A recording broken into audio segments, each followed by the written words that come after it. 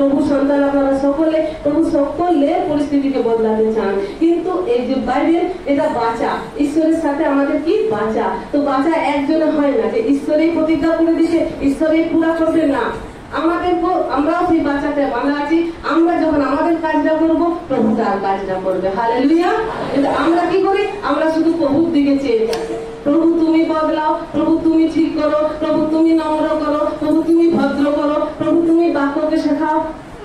না, প্রভু আপনার দিকে চেয়ে আছে। কারণ বাঁচা একজনের হয় না। বাঁচা যখন এই বাইবেল পুরো প্রতিজ্ঞা বছর নবল বাক্য আমাদের জন্য তিনি দিয়েছেন, যার জন্য আগে কিছু তিনি কন্ডিশন রেখেছেন। যখন আমরা সেটা করব, তো প্রভু আমাদের সাথে সেটা করতে পারবেন। হালেলুয়া। যখন আমরা নিজেরা রেডি হব, হ্যাঁ আমরা আমাদের পরিস্থিতিকে বদলাতে রাজি আছি, প্রভু তুমি বদলাও, তো প্রভু হাত খুলে আছেন আপনার পরিস্থিতিকে বদলাবেন। আসুন আমরা একে অপরকে বলি, ঈশ্বর তোমার পরিস্থিতি বদলাচ্ছেন। আমরা একে অপরকে বলি, ঈশ্বর তোমার পরিস্থিতি বদলাতে চলেছে, ঈশ্বর তোমার পরিস্থিতি বদলাতে চলেছে। আপনারা একে অপরকে বলছেন মানে কি জানেন? আপনারা বীজ বইছেন। আপনি যখন ওকে বলছেন, আপনি ওর জীবনে বীজ বইছেন, মানে আপনিও সেটা কাটবেন, আপনারও পরিস্থিতি বদলাতে চলেছে। হালেলুয়া। দরকার ধ্যানপূর্বক বচনকে শুনুন। আমরা দেখবো বাইবেল থেকে যে কিভাবে প্রভু পরিস্থিতিকে বদলান, কিভাবে তারা সংকটের মধ্যে ছিল, আর কি তারা করেছিল যে তাদের পরিস্থিতিকে প্রভু বদলে দিচ্ছেন। আজ আমাদের কি করার দরকার যে আমরা যে সিচুয়েশনের মধ্যে যাচ্ছি, আমরা যে পরিস্থিতির মধ্যে যাচ্ছি, হয়তো অনেকে হাত পা কাছাকাছি বেরোবার জন্য, কিন্তু বেরোতে পারছে না, কারণ সে বাঁচাতে নেই, সে নিজেরটা করছে না, যার জন্য প্রভু কাজ করতে পারছে না। সেদিন যদি সেই পাথর খানকে না সরাতো, তাহলে 4 দিনের মরা লাজার প্রভু জীবিত করতেন না। কারণ প্রভু যদি 4 দিনের মরাকে জীবিত করতে পারেন, তো এই পাথরকে সরাতে পারতেন। আঙুল দেখালেই পাথর সরে যেত। কিন্তু প্রভু চান আগে আমরা এক পা বাড়াই, তারপর তিনি আমাদের মরা জিনিসগুলোকে জীবিত করে দিতে পারেন। চাই আমাদের মরা শরীর হোক, চাই আমাদের মরা সম্পর্ক হোক, চাই আমাদের মরা বিজনেস হোক। মরা বিজনেস মানে যে বিজনেস ডুবে গেছে। আমরা সম্পর্ক মানে যে সম্পর্ক ছিন্ন হয়েছে। কতজন বোনেরা আছে যাদের স্বামীরা ছেড়ে দিয়েছে, বাপের বাড়িতে আছে, তো সেই সম্পর্ক, মরা সম্পর্ককে প্রভু জীবিত করে দেবেন। কখন? যখন আমরা ওই অবিশ্বাস রূপী পাথরকে হাঁটাবো। আমরা সবাই বলি বিশ্বাস করি, কিন্তু না, প্রভু সেরকম বিশ্বাসে কাজ করেন না। প্রভু বলেছেন যে যেমন বিশ্বাস করবি তেমনি তোর সাথে হবে। হালেলুয়া। তো আমরা যখন বারবার বলি কি ঈশ্বর তোর পরিস্থিতি বদলে দেন, ঈশ্বর তোর পরিস্থিতি বদলে দেন, তো আমাদের অঙ্গীকার অনুসারে আর আমরা যখন চলবো প্রভুর কাছে, প্রভু আমাদের পরিস্থিতিকে বদলে দেবেন। আমরা মনে করি সেই বাইবেলের ঘটনাকে, যখন প্রভু যিশু তার চেলাদের সঙ্গে যাচ্ছিলেন সমুদ্রে, আর মাঝে কি হয়েছিল? তুফান, ঝড়, বাদল, নৌকা ডুবুডুবু, মরমর অবস্থা। আপনারা মনে করুন কি অবস্থা ছিল সেই সময়। সেই নৌকার যারা ছিল ছেলেরা, প্রভু যিশু ভেতরে ঘুমোচ্ছিলেন, তো তাদের অবস্থা কি ছিল? মানে মরবো এবার।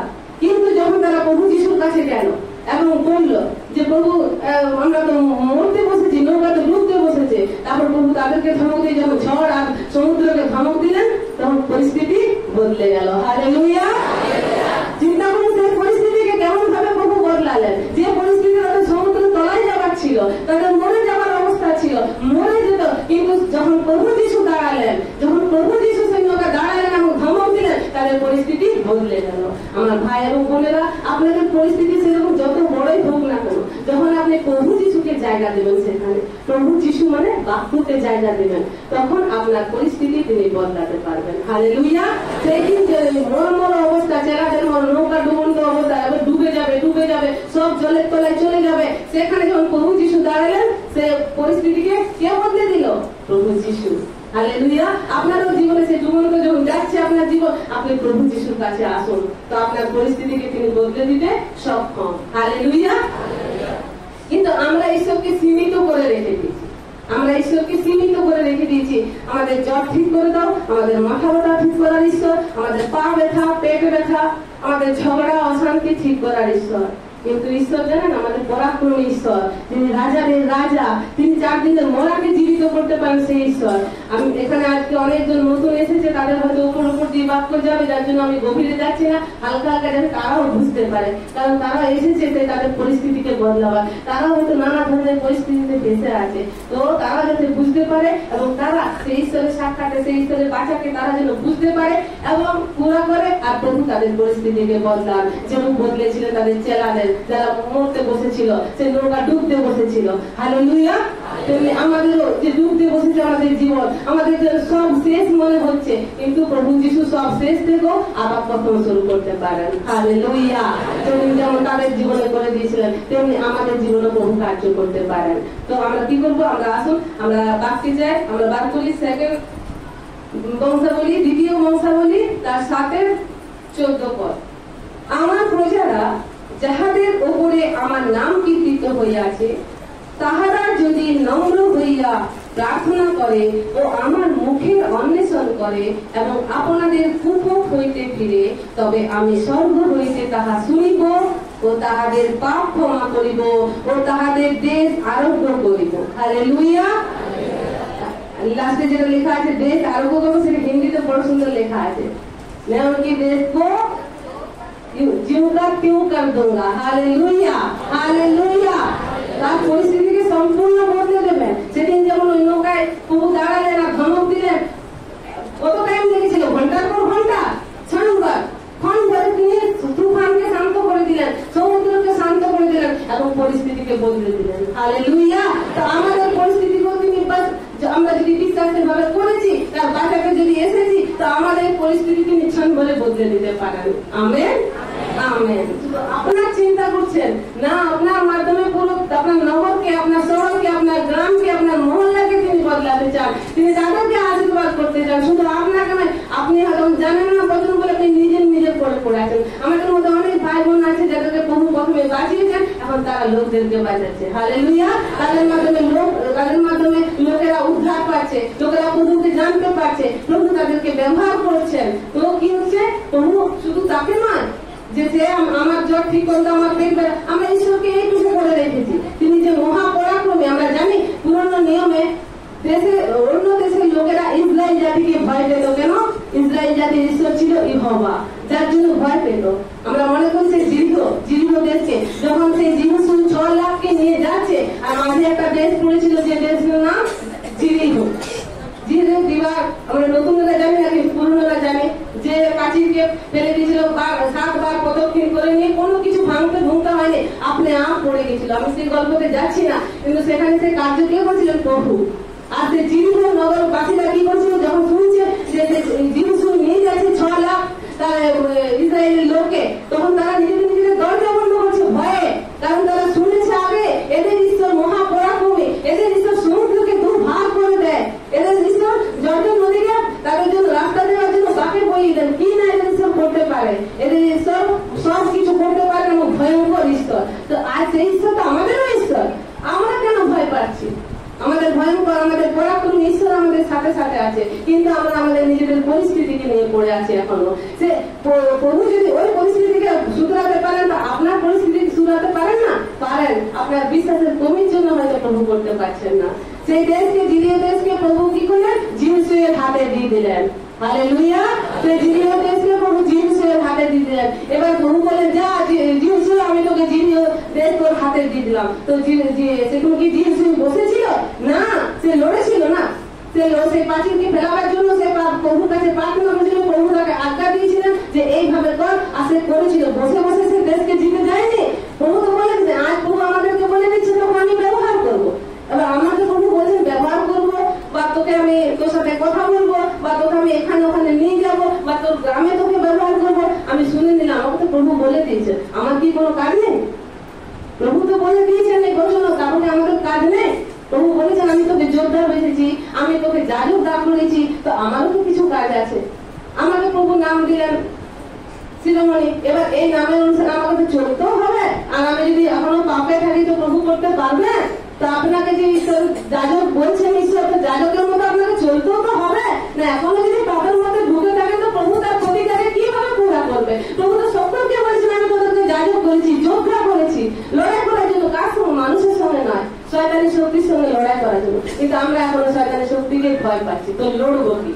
আগে আমরা ভয় থেকে বেরোবো, তবে না আগে আমরা ঈশ্বরের বাক্যকে সেভাবে বিশ্বাস করবো, তবে না। কারণ প্রভু বলছেন, আমি তোর যদি তুই কাহা হইতে ভীত হইবি, আমি তোর উদ্ধার করতে তুই কাহা হইতে ত্রাসযুক্ত হইবি। কিন্তু সেই বাক্য আমাদের ধ্যান থাকে না। আমরা এখনো ভয় পাচ্ছি একটু জ্বর এলে, আমরা ভয় পাচ্ছি এখনো একটু যদি বেশি দিন পেট ব্যথা থেকে যাচ্ছে, তো নানা ধরনের মনে করছি আমরা ঈশ্বরের বাক্যকে ভুলে যাচ্ছি।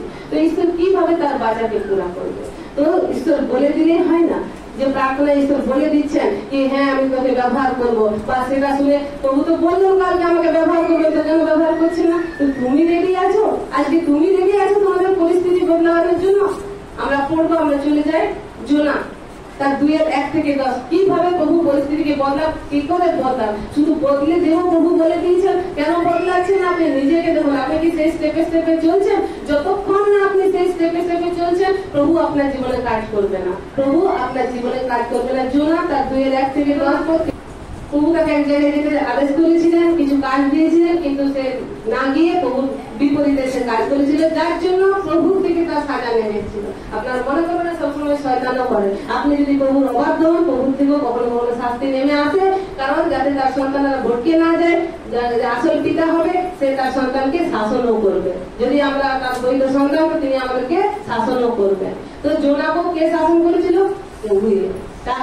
তাকে যে মাছের পেট পর্যন্ত পাঠিয়ে দিয়েছিল। কিন্তু আমরা যদি পড়ি, একবারও জোনা মাছের পেট যাওয়া পর্যন্ত প্রার্থনা সে করেনি। তাকে যখন যারা জিজ্ঞাসা করছে তুমি কি করেছো, কি ভুল করেছো, কার জন্য নৌকা ডুবুডুবু হয়েছে, কার জন্য এরকম হচ্ছে, তো সে বলছে আমার জন্য। কিন্তু তখনও সে হাঁটু করে প্রার্থনা করেনি কি প্রভু ভুল হয়েছে ক্ষমা করে দাও। তখনও হয়তো তাকে মাছের পেট পর্যন্ত যেতে হতো না, হয়তো প্রভু সমুদ্রকে শান্ত করে দিত, কিন্তু জোনা তখনও প্রার্থনা করেনি। আমরা যদি পুরোটা পড়িনি, একবারও দেখবো না সে প্রার্থনা করেছে। যখন সে গেছে মাছের পেটে, আমরা যখন পড়ি, তখন জোনা ওই মৎস্যের উদরে থাকিয়া যখন সে মাছের পেটে চলে গেল, যখন আমরা গর্তের মধ্যে পড়ে যাই, বিপদের মধ্যে পড়ে যাই, তখন আমাদের ঈশ্বরকে মনে পড়ে। যতক্ষণ আমরা ভালো থাকি, সুখে থাকি, তখন আমাদের ঈশ্বরকে মনে পড়ে না। ঈশ্বর আমাদেরকে যখন আশীর্বাদ করে দিল, আমরা ঈশ্বরকে ভুলে যাই। যখন আমাদের সেই জিনিসটা চাই, তখন আমরা আসি বারবার প্রভুর কাছে, দাও প্রভু, দাও প্রভু, দাও প্রভু, উপবাস রাখি, প্রার্থনায় আসি, যা বলেন ঈশ্বরের দাস দাসীরা সব শুনি। কিন্তু যে মুহূর্তে ঈশ্বর আশীর্বাদ করে দিল, আমরা ভুলে যাই সেই ঈশ্বরকে, আমরা আশা বন্ধ করে দিই। তারপরে যখন সদাপ্রভু তাকে যাতে সে মেয়ে ভটকে না যায়, সে মেয়ে অন্য পথে না চলে যায়, সেই ছেলে অন্য পথে না চলে যায়, প্রভু হয়তো কিছুটা শাসন করেন। আর যখন শাসন করেন, সে যখন সংকটের মধ্যে পড়ে যায়, তখন হাই হাই করতে থাকে। যেরকম জোনা সেদিন বললো, মাছের পেটে যাওয়ার আগে পর্যন্ত সে প্রার্থনা করেনি, কিন্তু দেখুন মাছের পেটে মৎস্যের উদরে নামিয়া তখন আপন ঈশ্বর সদাপ্রভুর নিকটে প্রার্থনা করিলেন। হালেলুয়া। তিনি কি বললেন, কি বলছেন সেখানে জোনা? আমি সংকট প্রযুক্ত সদাপ্রভুকে ডাকিলাম আর তিনি আমাকে উত্তর দিলেন। সদাপ্রভু দেখুন সেখানে এত বড় অবাধ্য হওয়ার পরও সে যখন মাছের বিপদে পড়ে গেছে, সংকটের মাঝে যে প্রার্থনা করছে, সংকট প্রযুক্ত তাকে ডাকছে সদাপ্রভুকে, আর কি বলছে? সদাপ্রভু আমাকে উত্তর দিলেন। হালেলুয়া। আমি পাতালের উদর হইতে আর্তনাদ করিলাম। আমাদেরও দরকার আছে, আমরা যে বিপদে একদম পাতালের উদরে পড়ে আছি, মানে নিচে একদম গর্তের মধ্যে গদলাগাড়ে পড়ে আছি, সেখান থেকে আমাদেরকে কি করতে হবে? চিৎকার করতে হবে, আর্তনাদ করে প্রভুকে ডাকতে হবে। আমাদের আওয়াজ প্রভুর পর্যন্ত পৌঁছা, আমাদের দুঃখ দুঃখীদের আর্তনাদ আর তাদের সর্বনাশ পর্যন্ত বাইবেলে কি লেখা আছে? সদাপ্রভু উঠিলেন এবং তিনি কি করলেন? ত্রাণাকাঙ্ক্ষী ত্রাণ করিলেন। যে ত্রাণ পাইতে চাও, যে উদ্ধার পাইতে চাও, প্রভু তাকে করবেন। জগতে তো কোটি কোটি লোক আছে, অনেক লোক আছে, অনেক অসুবিধায় আছে, হাসপাতালে আছে, মরে যাচ্ছে, প্রভু কি সবাইকে করছেন? যে কেউ প্রভু কাছে আসছে।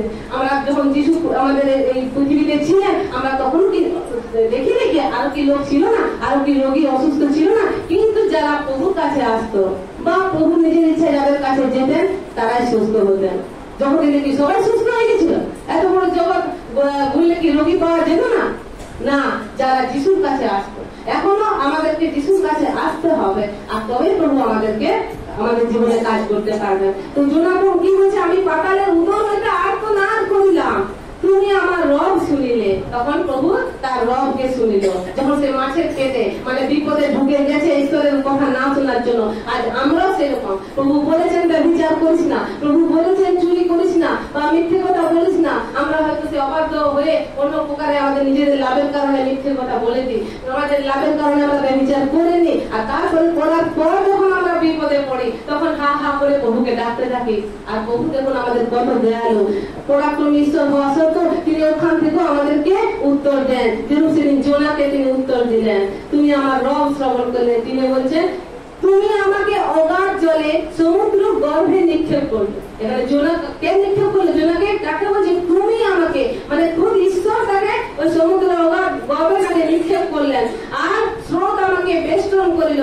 যেমন আজ আমরা ভুল করার কারণে নানা প্রকারের অসুবিধা, ভয়, ডর আমাদেরকে বেষ্টন করে নেয়। কি কারণে? আমাদেরই ভুলের কারণে। নয়তো প্রভু বাক্য কি বলছে? যে জেরুজালেমের চারিদিকে যেমন পর্বতবন থাকে, আমি তোদের চারপাশে আছি। কিন্তু কখন আমাদের চারপাশে কে আছে? ঈশ্বরের বাক্য। আর যখন আমরা বাক্যের বিরুদ্ধে চলে যাই, পবিত্র ঈশ্বর সেখানে থাকতে পারেন না। আর তখন আমাদেরকে কে ঘিরে নেয়? এই যে স্রোত, বিপদ রূপী স্রোত, ভয় রূপী স্রোত আমাদের চারপাশে চলে আসে। দুষ্ট আত্মারা অ্যাটাক করতে খুঁজে, কারণ বেড়া ভেঙে গেছে। বেড়া কিসে ভাঙে? যখন আমরা ঈশ্বরের বাক্যে অবাধ্য হয়। জোনা ঈশ্বরের নবী ছিল, নবী ছোট নবী নয়, বলা আছে কানে ছোট কিছু লেখা আছে, কিন্তু সে ঈশ্বরের কার্য, ঈশ্বর তার সাথে কথা বলতে কোন নগরকে ধ্বংস করা ছিল। কাকে বলছে? জোনাকে। যা, ওই নগরে পাপ বেড়ে গেছে, আমি ওই নগরটাকে আমি পুরোপুরি নির্বি নগরটাকে আমি পুরোপুরি ধ্বংস করে দেবো। তুই বলকে যা, তুই বল ওদেরকে, যাতে ওরা মন ফিরায়। তো কাকে ব্যবহার করছে? প্রভু জোনাকে। তো সে এত বড় নবী যে প্রভু তার সাথে কথা বলে, কিন্তু সেও প্রভুর অবাধ্য কাজ করেছিল। তাকেও প্রভু ছাড়েনি, তাকেও প্রভু শাস্তি দিতে ছাড়েনি। তাকে ওই সমুদ্র গর্ভে নিক্ষেপ করলেন। স্রোত আমাকে বেষ্টন করলো, আর তোমার সকল ঢেউ, তোমার সকল তরঙ্গ আমার উপর দিয়া গেল। আমি কহিলাম, 4 পদে বলছে, আমি কহিলাম আমি তোমার নয়ন গোচর হইতে দূরীভূত, তোমার চোখের থেকে আমি দূর হয়ে গেছি, তুমি দূরে করে দিয়েছো। তথাপি পুনর্বার তোমার পবিত্র মন্দিরের দিকে দৃষ্টিপাত করিব। হালেলুয়া। আমরা যখন আমাদেরই দোষ আমরা বুঝতে পারি না, আমরা ঈশ্বরের দোষ দিই। কিন্তু আমার ভাই এবং বোনেরা, আপনারা চিন্তা করেন, আমাদেরই কোনো ভুলের কারণে যখন আমরা ঈশ্বরের নয়ন গোচর থেকে দূরে হয়ে যাই, বা আমরা অনেক বিপদের মুখে পড়ে যায়, তখন অনেক ভাই বোন কি করে? অন্য পথে চলে যায়। হয়তো এলো প্রভুর কাছে, কিছুদিন হয়তো তার প্রার্থনা শোনা গেল, তারপর কিছুদিন হয়তো কিছু প্রার্থনা শোনা যাচ্ছে না, তখন কি আলাদা পথে সে পা দেয়। কিন্তু এখানে জোনা কি বলছে? না, আমি কি বলছি? আমি কি করবো? তোমার সকল ঢেউ, তোমার সকল তরঙ্গ সব আমার ওপর দিয়া গেল। আমি কইলাম আমি তোমার নয়ন গোচরে দূরীভূত, তথাপি তুমি যদি তোমার চোখে আমাকে আড়াল করে দাও, তথাপি আমি তাকে ডাকিব। আমি কোনো অন্যদিকে চলে যাব না মাদুলি ধারা তাবিজ করতে, আমি পুজো পাঠা করতে চলে যাব না, আমি তোমারই কাছে আর্তনাদ করিব। আমি কইলাম আমি তোমার নয়ন গোচর হইতে দূরীভূত, তথাপি পুনরায় তোমার পবিত্র মন্দিরের দিকে দৃষ্টিপাত করিব। এই অন্যের দিকে যাবো না, এই চার্চের দিকে যাবো। চাই আমার প্রার্থনা শোনা যাক না যাক, কারণ আমরা জানি এখানে পবিত্র ঈশ্বরের উপস্থিতি থাকেন, আর যিনি আমাদেরকেও দেখেন, আর তিনি আমাদের সমস্ত পরিস্থিতিকে বদলাবার সক্ষম। কিন্তু আমরা আমাদের ঈশ্বরকে সীমিত করে রেখে দিয়েছি। জ্বর ঠিক করার, পেট ব্যথা ঠিক করার, মাথা ব্যথা ঠিক করার, আরে তিনি দেশ আরোগ্য করে দেবো বলছেন। তখন যখন 3টা স্টেপ আছে ওই বচনে, যখন আমরা দ্বিতীয় বংশাবলী 7-14 পদ পড়লাম, ওই পদে আমরা আবার যাবো, আমরা একটা দেখবো কি স্টেপ। আর সেই স্টেপ বাই স্টেপ যখন আমরা চলবো, তখন তিনি আমাদের সমস্যা নয়, আমাদের রোগ বিমারি নয়, তিনি আমাদের দেশকে আরোগ্য করে দেবেন। হালেলুয়া। এটা কোন মানুষের বাক্য নয়, এটা ঈশ্বরের প্রতিজ্ঞা। তো ঈশ্বরের প্রতিজ্ঞার সাথে সাথে আমাদেরও কিছু করতে হবে, যাতে ঈশ্বরের প্রতিজ্ঞা আমাদের জীবনে পুরা হয়। সেখানে জোনা কি বলছে? জলরাশি আমাকে ঘেরিল, প্রাণ পর্যন্ত উঠিল, মানে শেষ অবস্থা তার। আমরা কি থাকি শেষ অবস্থা পর্যন্ত? আমাদের মাথা ব্যথা ঠিক হয়ে গেল, আবার 2 দিন পর যদি মাথা ব্যথা হচ্ছে, যদি না থাকছে, প্রাণ পর্যন্ত দেখি না, ওই চললাম না, মাথা ব্যথা কমছে না, চলে গেলাম অন্য পথে, আবার ডেকে নিয়ে এলাম আর 10টা রোগকে। আমরা ভুল করি, আমরা ঈশ্বরের বাক্যের কাছে আসি না, ঈশ্বরের মন্দিরের দিকে পুনরায় তাকাই না, যেমন জোনা তাকিয়েছিল, যার জন্য জোনাকে প্রভু আবার ব্যবহার করলেন, যার জন্য কথা আমরা এখন পড়ছি, সেই নির্মী নগর বেঁচে গেল। হালেলুয়া। তো জলভি আমাকে বেষ্টন করিল, মৃণাল আমার মস্তকে জড়াইল। মৃণাল মানে মাছ, জড়াইল। আমি পর্বতগুলির মূল পর্যন্ত নামিয়া গেলাম, আমার পশ্চাতে পৃথিবীর অর্গল সকল চিরতরে বদ্ধ হয়ে গেল। যখন ও প্রভুর বাক্যের বিরুদ্ধে কাজ করলো, এই সমস্ত তার সাথে ঘটলো, আমাদের সাথেও ঘটে। আমাদের পাওয়া আশীর্বাদ আমাদের থেকে ছিনিয়ে নেওয়া হয়, আমাদের আশীর্বাদ পেয়ে নিয়েও আমরা হারিয়ে ফেলি। আমাদের জন্য পৃথিবীর অঙ্গল সকল বন্ধ করে আমরা কোনো দিকে রাস্তা পাই না, কি করবো, কিভাবে বেরোবো। আমি তো প্রার্থনা করছি, আমি তো চার্চে যাচ্ছি, আমি তো দান দক্ষিণাংশও দিচ্ছি, আমি তো উপবাসও রাখছি, কিন্তু আমার জীবনে পরিস্থিতি বদলাচ্ছে না কেন? এই উত্তর, এই প্রশ্ন আমাদের সকলের আছে, আমি জানি অনেকের আছে, যাদের উত্তর আজ আপনারা এই বাক্যের মাধ্যমে পাবেন।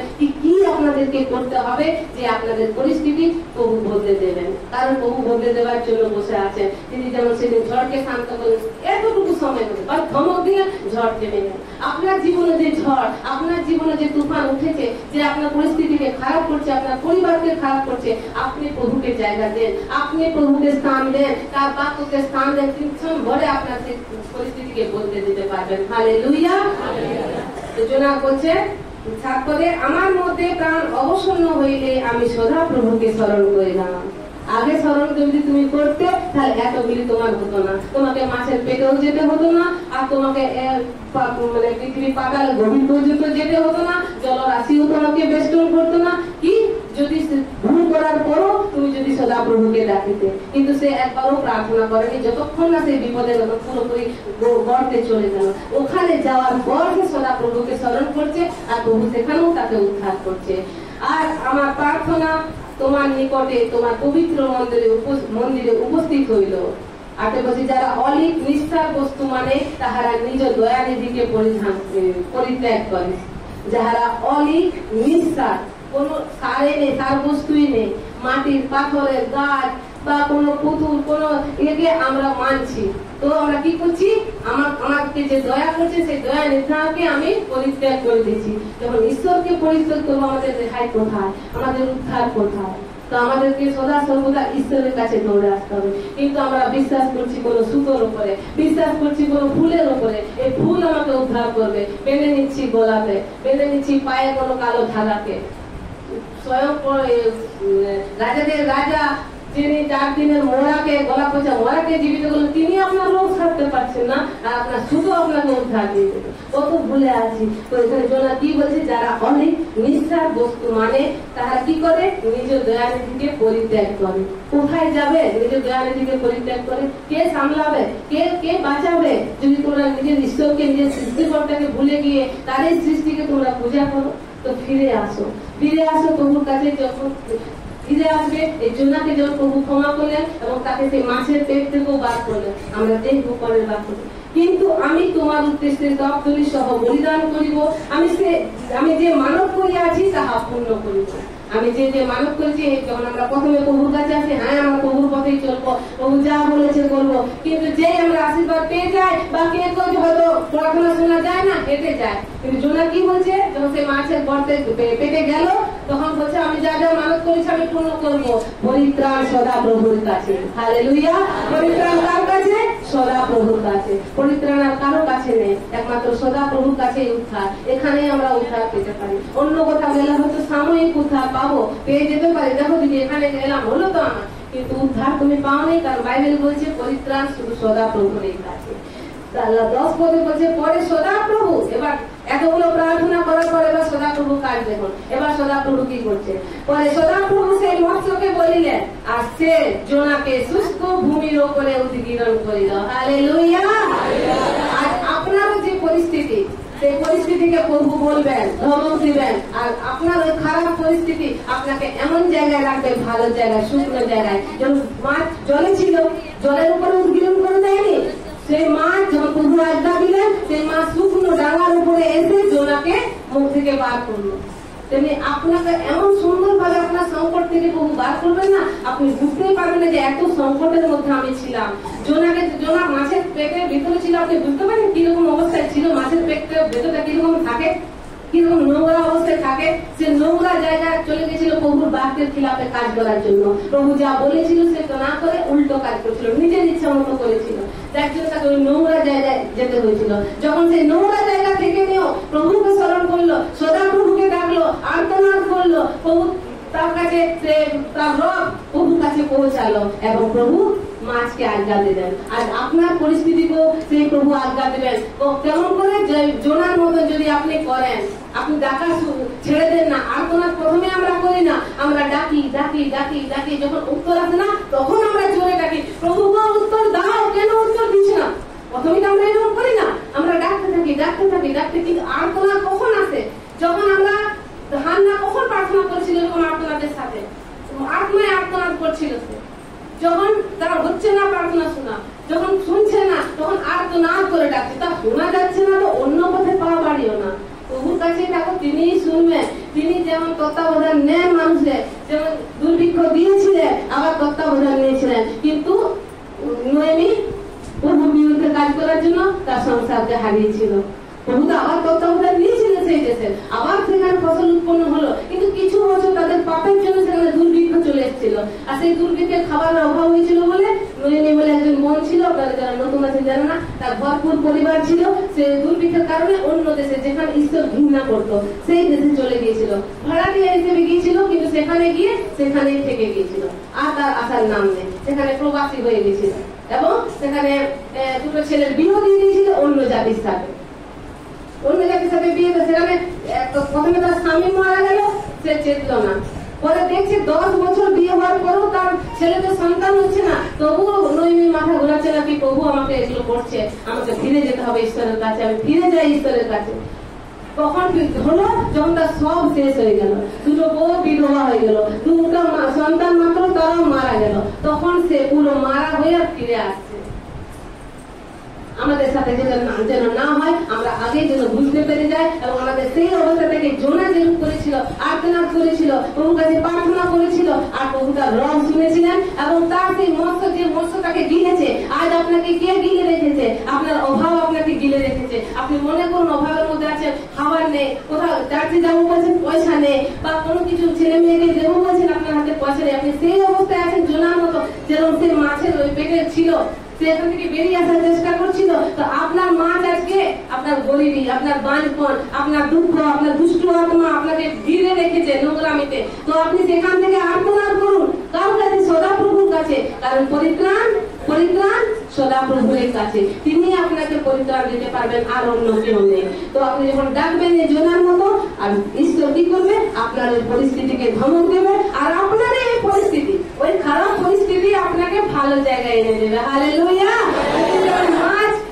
মাছ যে গিলে রেখেছিল জোনাকে, ওই মাছে তাকে কোথায় উদ্গীরণ করলো? উদ্গীরণ মানে বমি করলো কোথায়? শুকনো জায়গাতে। হালেলুয়া! তো আমাদের জীবনের সাথে এরকম আমরা মনে করি, আমরা চলে যাই লুকের তার 7:11 থেকে 15। লুক, আমরা ওখানে একটা ঘটনা দেখবো, সেখানে পরিস্থিতিকে প্রভু কিভাবে বদলেছে, কি পরিস্থিতি ছিল আর কি প্রভু পরিস্থিতি করে দিলেন। লুক তার 7:11 থেকে 15। কিছুকাল পরে তিনি নাইন নামক নগরে যাত্রা করিলেন এবং তাহার শিষ্যেরা ও বিস্তর লোক তাহার সঙ্গে যাইতেছিলেন। আমি গল্পটা এই জন্যই বলছি যাতে আপনাদের সামনে সেই ছবিটা দিতে উঠে, কি রকম অবস্থা, কি রকম সিচুয়েশন সেখানে ছিল, কি পরিস্থিতি সেখানে ছিল, আর ক্ষণভরে প্রভু সেই পরিস্থিতিকে কিভাবে বদলে দিলেন। একটা দুঃখের মহল, একটা যে আর্তনাদ স্বর করার মহল, প্রভু কিভাবে খুশিতে বদলে দিলেন, আনন্দে বদলে দিলেন, তার কিছু সেকেন্ডের মাধ্যমে। হালেলুয়া! তো আপনি আপনার পরিস্থিতিকে মনে করবেন, আর আপনি যখন প্রভুর কাছে এইভাবে আসবেন, আপনি যখন প্রভুর সাথে যে বাঁচাকে পুরা করবেন, আপনার পরিস্থিতিকেও, আপনার সেই দুঃখ ভরা পরিস্থিতিকে প্রভু ক্ষণ ভরে আলাদা করে দিতে পারবেন আপনার থেকে। আমরা পড়ি, কিছুকাল পরে তিনি নাইন নামক নগরে যাত্রা করিলেন এবং তাহার শিষ্যেরা ও বিস্তর লোক তাহার সঙ্গে যাইতেছিল। যখন তিনি নগর দ্বারের নিকটবর্তী হইলেন, দেখো লোকেরা একটা মরা মানুষকে বহন করিয়া বাহিরে লইয়া যাইতেছিল। কি মানুষ? মরা, মানে সব শেষ, মরা মানে তো সব শেষ। সে মরা মানুষকে কিছু লোক বয়ে নিয়ে যাচ্ছিল কবরে দেওয়ার জন্য বা পড়াবার জন্য। যখন তিনি নগরদ্বারের নিকটবর্তী হইলেন, দেখো লোকের একটা মরা মানুষকে বহন করিয়া বাইরে লইয়া যাইতেছিল। সে আপন মাতার একমাত্র পুত্র, আপন মাতার একমাত্র মানে একটাই সন্তান, আর সেই সন্তান কি হয়েছিল? মারা গেছিল। আর সেই নগরে তখন কে যাচ্ছিলেন? প্রভু যিশু। নগর দ্বারে তিনি যখন উপস্থিত হলেন, নগরে শহরের দুয়ারে যখন তিনি উপস্থিত হলেন, কিছু লোক একটা মরাকে নিয়ে যাচ্ছে তাকে সৎকার্য করার জন্য, আর তার মায়ের একমাত্র পুত্র। সে আপন মাতার একমাত্র পুত্র এবং সেই মাতা বিধবা, মানে আর বাচ্চা হওয়ারও চান্স নেই। ওই বাচ্চা মারা গেছে, ওই বাচ্চাকে কবর দেওয়া হবে, যে স্বামী থাকলেও আবার একটা পুত্র হতো, আবার একটা বাচ্চা হতো, সে সেখানে সুখে থাকতো, কিন্তু সেটাও উপায় নেই। সে মা কি, এখানে বাইবেল কি বলছে, সে বিধবা। কিন্তু সে কোন গ্রামে আছে জানেন? নাইন। নাইনের কথার অর্থ হচ্ছে সুন্দর। সে সুন্দর জায়গাটাকেও সেখানে শয়তান খারাপ করে দেওয়ার চেষ্টা করছে। আছে তো সুন্দর, নাইন মানে সুন্দর, সৌন্দর্য সেই গ্রামে, কিন্তু সেই গ্রামে কি সিচুয়েশন হয়ে গেছে? এটা খুঁজছে যে একমাত্র সন্তান, সে বিধবা, তার সন্তান মারা গেছে। সকলেই কাঁদছে, সকলেই হাহাকার করছে, এবং সেই মায়ের কি অবস্থা চিন্তা করলো। সে মা কত বুক চাপড়াচ্ছে আর আর্তনাদ করছে। কাঁদতে কাঁদতে কি সে ঈশ্বরকে বলেনি? নিশ্চয়ই ঈশ্বরকে বলছে, প্রভু আমার কি হলো, প্রভু আমার কি হলো, আর্তনাদ করছে, কি করবো প্রভু, আমি কোথায় যাবো? আপনারা সেই জায়গাটা যখন নিজেকে দাঁড় করাবেন, আপনারা বুঝবেন সেই মায়ের কি হালত ছিল। এবার দেখুন, আর নগরের অনেক লোক তাহার সঙ্গে ছিল, তাহাকে দেখিয়া প্রভু তাহার প্রতি করুণাবিষ্ট হইলেন। যখন সে ওইরকম হাহাকার করছে, আর্তনাদ করছে, তো প্রভু তার দিকে যখন তাকালো, সে মায়ের দিকে, তিনি করুণাবিষ্ট হইলেন। তিনি আমাদের দয়ালু ঈশ্বর। আপনাকে কষ্ট থাকতে দিকে তিনি কষ্ট থাকতে দেবেন না। যখন আপনি ডাকবেন, আপনি আর্তনাদ করবেন, প্রভু আপনাকে উদ্ধার করবে। কিভাবে মাকে উদ্ধার করলো, কিভাবে সেই সিচুয়েশনটাকে প্রভু এতটুকু সময়ের মধ্যে বদলে দিলেন। সেই চিন্তা করুন, সেই মহলটা কিভাবে ছিল। সবাই চিন্তা করছে মা একা হয়ে গেল, সবাই তার জন্য দুঃখ করছে। এই মায়েরা সন্তান হওয়ারও কোনো সম্ভাবনা নেই, সে বিধবা। তো একমাত্র পুত্র ছিল যে তাকে মানে দেখভাল করতো, সেও চলে গেল। একটু মরাটার জন্য কান্না, তারপর মাটার জন্য সকলে দুঃখ প্রকাশ করছিল। সেই সিচুয়েশনের মধ্যে কে এলেন? প্রভু যিশু। কে এলেন? প্রভু যিশু। এবার তিনি কিভাবে বদলাচ্ছেন? আর তাহাকে কহিলেন, কাঁদিও না। পরে নিকটে গিয়া খাট স্পর্শ করিলেন, আর বালকেরা দাঁড়াইল, মানে যারা নিয়ে যাচ্ছিল খাটটা, তারা দাঁড়ালো। তিনি যখন খাটটা স্পর্শ করলেন, তিনি কহিলেন, হে যুবক, তোমাকে বলিতেছি উঠো। তাহাতে সেই মরা মানুষটি উঠিয়া বসিল এবং কথা কইতে লাগিল। Hallelujah, hallelujah, hallelujah. আমাদের যদি কিছু মরা আছে জীবনে, শুধু সন্তান মরা বলছি না, আমাদের যদি আমাদের জীবনটা মরার মতো হয়ে আছে, কোনো সুখ নেই, কোনো স্বাচ্ছন্দ্য নেই, আমাদের যদি সম্পর্ক মোড়া হয়ে আছে, যেখানে কোনো সুখ স্বাচ্ছন্দ্য নেই, সেখানে যদি প্রভুকে স্পর্শ করতে দেবেন, আপনার প্রভু সেই মোড়া সম্পর্ককে বলবেন ওর, আসে আপনাদের মরা সম্পর্ক জীবিত হয়ে যাবে। আপনার স্বামী যে 4 বছর 5 বছর ধরে আপনাকে ছেড়ে আছে, তো কোনো সম্পর্ক রাখেনি, আপনি যখন প্রভুকে জায়গা দিবেন, আপনি যখন প্রভুকে স্পর্শ করতে বলবেন, ওই স্বামীও ফিরে আসবে। ওই স্বামীও মরে গেছে যে সম্পর্ক, সে সম্পর্ক আবার জীবিত হবে। এবং প্রভু তাকে আজ্ঞা দিবেন যে উঠ, আসে উঠে বসবে এবং কথাও বলবে। হালেলুয়া। তো প্রভু এইভাবে সিচুয়েশনকে বলতে দেন। আমরা তখন চিন্তা করি যে কি সিচুয়েশন ছিল, সেই সিচুয়েশনের মধ্যে, সেই অবস্থার মধ্যে আপনি নিজেকে যখন দাঁড় করাবেন, তো আপনি বলবেন যে কি মানে কুৎসিত অবস্থা ছিল, কিন্তু যখন প্রভুর পদার্পণ হলো, প্রভু যিশু এলেন, তখন সেখানে অবস্থা বদলে গেল। তো প্রভুকে দেন স্পর্শ করতে, আর প্রভু স্পর্শ করার জন্য দাঁড়িয়ে আছে। শুধু আপনি দিচ্ছেন না আপনার সিচুয়েশনকে, আপনি বলবেন আমি তো চার্চে এসেছি, আমি তো প্রার্থনা করার জন্য এসেছেন, কিন্তু আপনি দিচ্ছেন না। দেবেন, যদি দিচ্ছেন তাহলে আপনি কেন চিন্তা করছেন? আপনি এসেছেন, আপনি ভেবেছেন প্রভু আমাকে ছুঁয়েছেন, আমি সুস্থ হয়ে গেছি, আমার দুঃখ দূর হয়ে গেছে। না, এখনো পর্যন্ত কেমন আছেন, এখনো পর্যন্ত সে একই বিষয় বলে যাচ্ছেন। প্রভু আপনাকে উত্তর দিচ্ছে কি এটা কর, এটা কর, আপনি সেটা না করে একটা প্রশ্নে প্রভুকে বারবার বলে যাচ্ছেন। প্রভু তো উত্তর দিয়ে দিচ্ছেন। আমাদের এই একটাই মেডিসিন, একটাই ট্যাবলেট, সব রোগের একটাই ট্যাবলেট। আপনার রোগ হয়েছে, ট্যাবলেট এটা। আপনার দুষ্ট আত্মায় আপনি পীড়িত আছেন, এইটাই ট্যাবলেট। আপনার কোনো বন্ধনে আছেন, এটা ট্যাবলেট। মানে সমস্ত রোগের এই একটাই ট্যাবলেট। তো এটা যখন খাবেন, এই অনুসারে যখন চলবেন, আপনার সমস্ত রোগে ঠিক হবে। আপনার সিচুয়েশন আপনি জানেন, আমরা জানি না। তো যেমন সেদিনে সিচুয়েশন হয়েছিল আমাদের শেফালি বোনের ঘরে, তার ছেলে যে ওইভাবে অসুস্থ হয়েছিল, কি কন্ডিশন ছিল, ওই মূল্যর একটা তো বিরোধ আছে ঘরে, ও যিশুকে মানে বলে, আর সেই সময় তার ছেলে ওইরকম অবস্থা হয়ে গেছে। কিন্তু সে ওই সিচুয়েশনের মধ্যেও সে প্রভুকে মনে রেখেছে। তার স্বামী তাকে নিয়ে যাওয়ার জন্য রেডি, হসপিটালে ভর্তি করার জন্য। আর সত্যি ছেলের সিচুয়েশন সেরকম হয়ে গিয়েছিল, ছেলে যন্ত্রণায় কাতরাচ্ছে, বারবার বমি, বারবার টয়লেট, কিন্তু সে যে যখন ঈশ্বরের দাসীকে ফোন করলেন এবং ঈশ্বরের দাসী যখন প্রভু যিশুর কাছে প্রার্থনা করলেন আর প্রভু যিশু দয়া করলেন, তো খোনা দয়া করলেন, বলে দয়া করলেন। 10 মিনিটের মধ্যে যে সন্তান মানে ব্যথায় কাতরাচ্ছিল, ছটফট করছিল, প্রভু যিশু স্পর্শে সে ঠিক হয়ে গেল এবং খেলাধুলা করতে লেগে গেল। হালেলুয়া।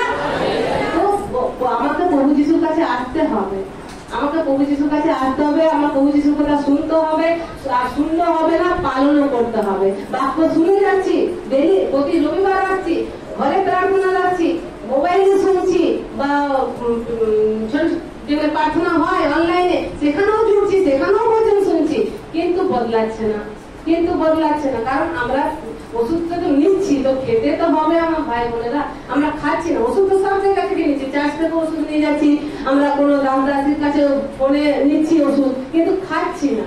যখন চলার কথা হচ্ছে তখন চলছি না, তাহলে হবে কি করে? ওষুধটা ভেতরে যাবে তবে না কার্য করবে। কিন্তু ওষুধটা যদি নিয়ে আমি রেখে দিই টেবিলে, আমার কাজে লাগবে? আমার জ্বর ঠিক হবে? আমার ব্যথা ঠিক হবে? তো এই হচ্ছে ওষুধ, এটাকে আপনাকে খেতে হবে। যেমন খেতে হবে তবে আপনার শরীরে গিয়ে এটা কার্যকরী হবে। কিন্তু আমরা নিয়ে যাচ্ছি চার্চ থেকে ওষুধ, আবার নিজেদের কেউ ফেলেও দিচ্ছে, ভুলেও যাচ্ছে, ঠিক আছে বাক্য শুনে এলাম। অনেক আমি হয়তো নাকি জিজ্ঞেস করলো কি কি ভোজন শুনেছি, আমি তো খুব কমে উঠি, তো অনেকের হয়তো মনে আছে, হ্যাঁ দিদি একবার তুমি সে অলসতার বিষয়ে বলেছিলে, একবার ইনসার বিষয়ে বলেছিলে, তুমি যখন অলসতার বিষয়ে বলেছিলে ওই বাক্যটা শোনার পর আমি অনেক দিন না অনেক প্রার্থনা করতাম, না অলস হলে চলবে না, বহু পছন্দ করবে না, তারপর কিছুদিন পর সে ভুলে যায়। আমি আবার দেখো ভিডিওটা, আবার অলসতা যাবে। তো মনে রাখে কেউ আবার রাস্তায় যেতে যেতে ভুলে যায়। ভুললে হবে না, আমাদের প্রভুর কাছে প্রার্থনা করতে হবে, প্রভু যা বাক্য আমি শুনছি সেখান থেকে শুনি আমি যেন মনে রাখতে পারি, আর এই বাক্যকে যেন আমি খেতে পারি। খাবো তবে আমার কার্যকরী হবে, আর খাবো তবে আমার আত্মা হৃষ্টপুষ্ট হবে। তো সেই সিচুয়েশনকে যে মরার অবস্থা, যে মানে খারাপ অবস্থা, মরে গেছে সেই সন্তান, সেখানে প্রভু যখন উপস্থিত হলেন, সে মরা জিনিসকে প্রভু জীবিত করে দিলেন এবং সে উঠে বসে কথা বলতে লাগলো। Hallelujah, hallelujah. তো আপনি মনে করুন আপনার সেই জিনিসকে, যে জিনিস আপনার হয়তো পরিস্থিতি আপনার খারাপ, সেই পরিস্থিতিকে যখন আপনি মনে করবেন আর প্রভুকে স্পর্শ করতে দেবেন, তো প্রভু যখন স্পর্শ করবেন আপনার সেই জিনিস বদলে যাবে, সেই জিনিস বদলে যাবে। আর আমরা সেই বচনে আবার চলে যাই বংশাবলী, দ্বিতীয় বংশাবলী 7:14। আমরা এক একটা পড়বো আর আমরা এক একটা শিখবো যে প্রভু কি বলেছেন আর তিনি কখন আমাদের দেশ আরোগ্য করে দেন। শুধু আমাদের জন্য আমাদের দেশ আরোগ্য করে দেন, তার প্রথম স্টেপ কি? দ্বিতীয় বংশাবলী 7:14। আমার প্রজারা যাহাদের উপরে আমার নাম কীর্তিত হয়ে আছে। এখানে ঈশ্বর তার নিজেদের লোকদেরকে বলছে, বাইরের নয়, অন্য জাতির লোককে বলেনি, প্রভু তার নিজেদের লোককে বলছে। এই নয় কি যারা বাইরে আছে আমাদের কাছে, আমাদেরকে বলছি যারা আমরা ঈশ্বরের ঘরে বসে আছি, ঈশ্বরের কাছে এসেছি। নতুন জাতিদেরকে এখনো বলেনি, তারা জানেই না এখনো, কিন্তু আমরা যারা জেনে গেছি, আমরা যারা প্রভুতে আছি আসছি, তাদেরকে বলছেন আমার প্রজারা যাহাদের উপরে আমার নাম কীর্তিত হয়ে আছে। যিশুর লোক বলে আমরা যারা পরিচিত, আমাদেরকে যিশুর লোক বলে, আমাদেরকে চার্চে যাওয়ার লোক বা খ্রিস্টান বলে, আমাদের উপরে কার নাম কীর্তিত হয়েছে? সদাপ্রভু প্রভু যিশুর আমাদের উপরে নাম কীর্তিত হয়েছে। প্রভু তাদেরকে এই বাক্য বলছেন, তাহারা যদি নম্র হইয়া প্রার্থনা করে। মানে প্রভু জানেন তার লোকেরাও নম্র নেই, অনেকে বেশিরভাগ লোক তার লোক কিন্তু এখনো নম্র নেই। তবে তো তিনি বলছেন যদি নম্র হইয়া প্রার্থনা করে। আগে প্রার্থনা নয়, প্রথম স্টেপ কি? আগে নম্র হতে হবে। আপনি অনেক প্রার্থনা আপনার 2 ঘন্টা, আপনি 6 ঘন্টা করছেন, আমার ভাই বোনেরা আগে আপনাকে নম্র হতে হবে, তারপর আপনি প্রার্থনা বাড়ান। আপনি যদি উপবাস সপ্তাহে একদিন আসছেন আর হয়তো ঈশ্বরের দাসীরা বললো কি উপবাস বাড়াও, তো উপবাস বাড়াবার পূর্ব আপনাকে নম্র হতে হবে। নম্রতা বিনা কোনো আপনার ফল হবে না। যখন কারণ প্রভু প্রথম স্টেপ বলেছেন যদি আমার লোকেরা, আমার প্রজারা যাহার উপরে আমার নাম কীর্তিত হয়ে আছে, তাহারা যদি নম্র হইয়া প্রার্থনা করে আর আমার মুখের অন্বেষণ করে। কার মুখের অন্বেষণ? প্রভুর মুখের অন্বেষণ মানে কি? মানে তার উপস্থিতিতে আসা। যখন তার কাছে আসবো তবে তার মুখ আমি খুঁজে পাবো, অন্বেষণ করবো। আর তার উপস্থিতিতে এলাম মানে যখন ঈশ্বরের উপস্থিতিতে আসবো না, আমরা মানে আমাদের যাওয়া পাওয়া ভুলেই যাবো। আমরা যখন ঈশ্বরকে আমরা পাবো, আমাদের সমস্ত ভুলেই যাবো। আমরা দেখেছি ঈশ্বরের নবীরা যখন তারা ঈশ্বরের সাথে তাদের সাক্ষাৎ হয়েছে, আগে বলছিল আমি যেতে পারবো না, কিন্তু যে প্রভুর সাথে তার সাক্ষাৎ হলো, সে বললো, প্রভু যখন বললো কে যাবে আমার কার্য করতে, সে ভাবাতে বলছে আমি যাবো। কিছুক্ষণ আগে বলছিল না আমি তো পারবো না, আমি তো মহাপাপী, তো কিছু, কিন্তু প্রভুর সাথে যখন তার সাক্ষাৎ হলো, তখন প্রভু বলছে কে যাবে আমার কার্য করতে? সেই ভাববাদী বলছে আমি যাব, আমাকে ব্যবহার করো। হালেলুয়া। আমাদের সাথে যখন প্রভু মানে সাক্ষাৎ হবে, প্রভুর সাথে মুলাকাত হবে, প্রভুকে যখন আমরা দেখবো, আমরা ভুলে যাবো আমাদের সিচুয়েশন, আমরা ভুলে যাবো আমাদের চাওয়া, আমরা শুধু চাইবো প্রভুকে চাইবো, প্রভু তুমি বাস তুমি যেন পাই, আমরা তোমাকে যেন পাই, তোমার উপস্থিতির যেন আমরা আলাদা না হয় প্রভু। কারণ তার উপস্থিতিতে এখন আমরা আসিনি, তার মুখের অন্বেষণ এখনো আমরা করিনি। আমরা কার অন্বেষণ করছি? কখন আমার কোমর ব্যথাটা ঠিক হবে, কখন আমার বেটার বাচ্চা হবে, কখন আমার বিবির বিয়ে হবে, আমরা এই অন্বেষণে আছি। কখন আমার ছেলের চাকরি হবে। এত আজকে 3 সপ্তাহ চার্চে আসছি, এখন কোমর ব্যথাটা ঠিক হয়নি। তুমি আসতেই থাকো, তোমার ঠিক হবে না। তুমি প্রভুর অন্বেষণে করো। মনে আবার 9 সপ্তাহ হলো, এই নিয়ে 5টা হলো দিদি আসছি, এখনো ঠিক হয়নি। তো আমরা কিসের অন্বেষণে আসছি এখানে? প্রভু কার অন্বেষণ করতে বলেছেন? তারপরে তিনি বলেছেন আমি তো দেশ আরোগ্য করে দেবো। হালেলুয়া।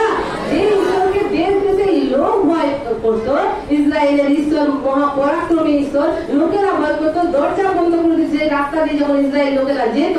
আমরা সেই ঈশ্বরের সন্তান, আমরা কিসের অন্বেষণ করছি? ছোটখাটো বিষয়গুলো। আর মহান ঈশ্বরের অন্বেষণ করো, তার মুখের অন্বেষণ করো। যখন আমরা তার মুখের অন্বেষণ করবো, আমরা নিজেরা বদলে যাবো, আমরা নিজেরাই বদলে যাবো। প্রভুর সম্পত্তিতে যখন আসবো, প্রভুর সম্মুখে যখন আসবো, তখন আমরা বদলাবো না, আমরা বদলাবো না। কিন্তু আমরা তার মুখের অন্বেষণ করছি না, না তো নম্র হচ্ছি, মাঝেরটা করছি। প্রার্থনা 1 ঘন্টা করছি, 10 ঘন্টা বাড়িয়ে দিচ্ছি।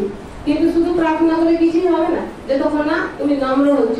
কারণ প্রভুর বাক্য এটা, প্রভু বলেছেন আমার প্রজারা যাহাদের উপরে আমার নাম কীর্তিত হইয়াছে তাহারা যদি নম্র হইয়া। আর প্রভুও জানেন তার লোকেরা নম্র নয়, তার সব লোকেরা সব নম্র নয়, অনেকে নম্র নয়। তো তাদের জন্য প্রভু বলছে কি তোমরা নম্র হইয়া যখন প্রার্থনা করিবে, ও আমার মুখের অন্বেষণ করিবে।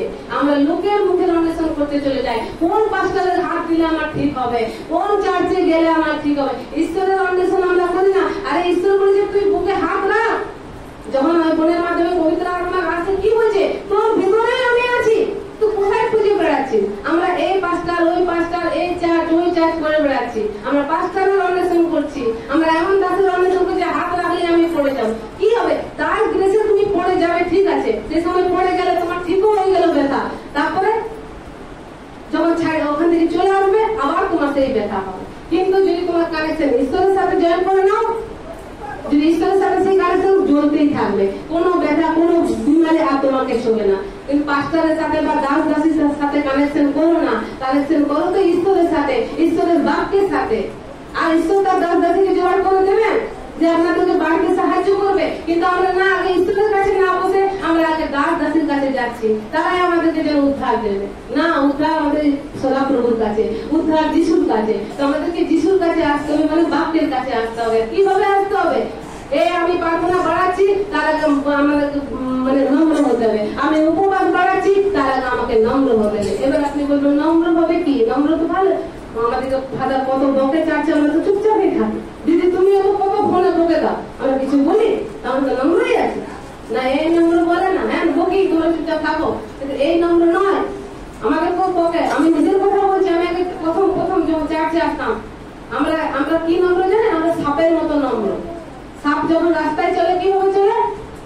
কি জিগজ্যাগ বলে না, এমনি এমনি চলে। সাপ সোজা চলে না, এমনি এমনি। কিন্তু যখন তার গর্তটা আসে, তার এমনি এমনি করলে ঢুকতে পারবে, তাকে কোনো সোজা হতো। তো যখন আমরা চার্চে আসি, রাস্তায় আমরা এমনি এমনি, ঘরে আমরা এমনি এমনি। যে চার্চে আসি, বাবা ঈশ্বরের দাস দাসী আছে, পাঁচটা আছে, সোজা হয়ে যায়। বাবা আমি কত ভদ্র, আমি কত আধুনিক দেখো। কিন্তু ঘরে আমি বউকে পেটাচ্ছি, গালি দিতে আমি নিজে করেছি। যখন আমি বদলাইনি, মানে এসেছি, তখন বদলাতে শুরু, প্রভু আমাকে বদলাচ্ছেন, শেখাচ্ছেন। কোন দাস দাসীর মাধ্যমে আমি শিখলাম। আমি চারটে আসছি, আমাদের ফাদার আছেন, সেখানে তো আমাকে সোজা হতে হবে। যেমন সাপেরা করে, রাস্তায় চলছে তখন টেড়ে মেরে সোজা চলে না। কিন্তু যখন তাকে গর্তে ঢুকতে হয়, সে টেড়ে মেরে হয়ে গর্তে ঢুকতে পারবে, তাকে সোজা হতেই হবে। তো যখন চার্চে আসছি, তখন আমরা সোজা হয়ে যাচ্ছি। বাবা সবাই দেখছেন, এতে বড় আদমি, এ তো অনেক প্রার্থনা করে, উপবাস করে, কিন্তু ঘরে যাও তার অবস্থা দেখো।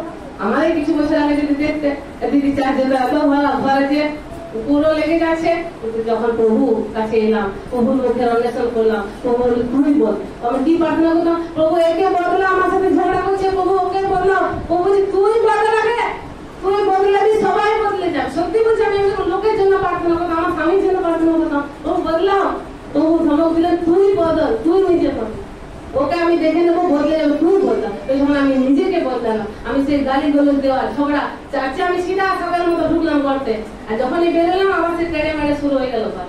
যখন চার্চে দেখবে আমাকে আলাদা, অনেক ভাই বোনেরা আছো, দেখো না আমি নিজে তো ছিলাম, আর বদলাবে, প্রভু যখন আমাকে কাপড়ে বদলেছেন আপনাদেরকেও বদলাবে। আমাকে বদলেছে, আমিও কম ছিলাম, চার্চে আমি সিধা না বাচ্চারা আছে, আমার ভদ্র থাকতে হবে। হালেলুয়া, আমি যা বলছেন তাই প্রার্থনা করতে উঠে যাচ্ছি, উপবাস রাখতে হচ্ছে, উপবাসে রেখে যাচ্ছি, কিন্তু ঘরে গিয়ে টেনে মেরে চার্চে ঢুকতে গেলে সোজাই ঢুকতে হবে আমাকে, বেরিয়ে যাও। এখন আপনারা এই বাক্যে চলবেন, আপনারা নম্র হবেন, প্রার্থনা করবেন এবং তার মুখের অন্বেষণ করবেন। কোন পাস্টারকে খুঁজেন না, তার মুখের অন্বেষণ করুন, তিনি আপনাকে সেই দাস জোগাড় করে দেবে, যে দাসের মাধ্যমে আপনি হয়তো উন্নতি করতে পারবেন।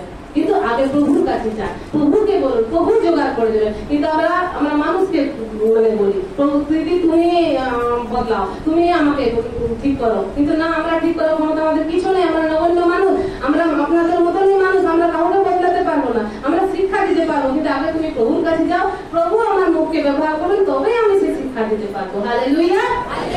তো আমরা যেন তার মুখের অন্বেষণ করি, যখন তার মুখের অন্বেষণ করবো, দেখো আমরা যিশায়া ভাবপাতি যখন ঈশ্বরের মুখের অন্বেষণ করবো তার কি অবস্থা হয়ে গেছিল। আমরা চলে যাই যিশায়া, যখন সে প্রভুর মুখের উদ্দেশ্য পেল তখন কি রকম তার পরিস্থিতি হয়ে গেছিল। 6 তার 1, 3 আর 5 পদ, যিশায়া 6:1, 3 আর 5 পদ। প্রভুর মুখের অন্বেষণ করলো আর ঈশ্বরের উপস্থিতিতে আসা। মুখের অন্বেষণ করা মানে ঈশ্বরের উপস্থিতিতে আসা। তো আমরা কি আসি? আমরা যদি এসেছি ঈশ্বরের উপস্থিতিতে, নির্ঘাত বদলাবো। আরে পরাক্রমী ঈশ্বর যিনি জ্যোতি, তার কাছে যদি আসবো তো আমরা বদলাবো না? আমরা একটা সেন্টের দোকানে যদি কিছুক্ষণ থাকি, আমাদের শরীর থেকে সেন্টের গন্ধ বার হয় না, হয় কি না? কিছুক্ষণ থাকছি তো আমরা সেই জ্যোতি, সেই পবিত্র ঈশ্বরের সঙ্গতিতে যদি আমরা বসেছি, তো পবিত্র তো আমরা হব না? আমাদের শরীর থেকে সেই পবিত্রতা গন্ধ ভার হবে। হালেলুয়া। আমরা সেরকম সামর্থ্য হব যদি ওই সামর্থ্য ঈশ্বরের মুখ সম্মুখে আমরা বসেছি, তার সঙ্গতিতে যদি বসেছি। কিন্তু না, আমাদের রেশন লিস্ট তার কাছে বলি আর বেরিয়ে যায়। প্রভু এই জন্য অনেক দুঃখী আছে। প্রভু বলছেন কি, তোরা বসিস আর উঠে যা, আমি বলতেই থাকি, তোরা শুনিস না।